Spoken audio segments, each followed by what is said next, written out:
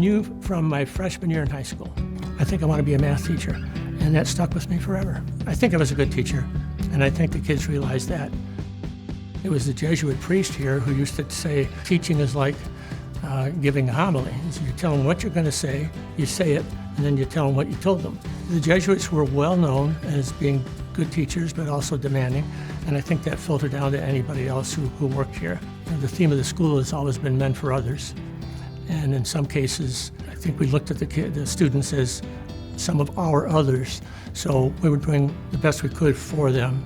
And part of that sometimes was discipline, and part of that sometimes was staying after school and helping them get caught up on various things they might have been having trouble with. When I would meet with somebody after school who needed a little extra help, one-on-one you can deal with certain things you may not be able to deal with in a classroom. With cross-country especially, it wasn't a matter of everybody do exactly the same thing. We had the same goals and the same workout schedule and so on, but I knew that there were some people who obviously were much better than others. And so what we tried to do is develop the individual and to improve. And so winning wasn't necessarily the goal. Thankfully it ended up that way. But getting better from week to week, day to day.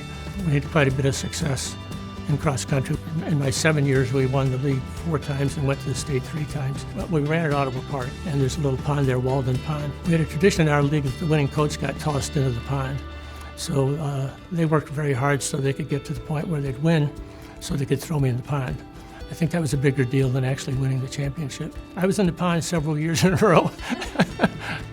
And I got to the point where I was smart enough to bring a change of clothes with me, knowing or expecting what might happen, and it did. They sort of knew me as a demanding and strict teacher.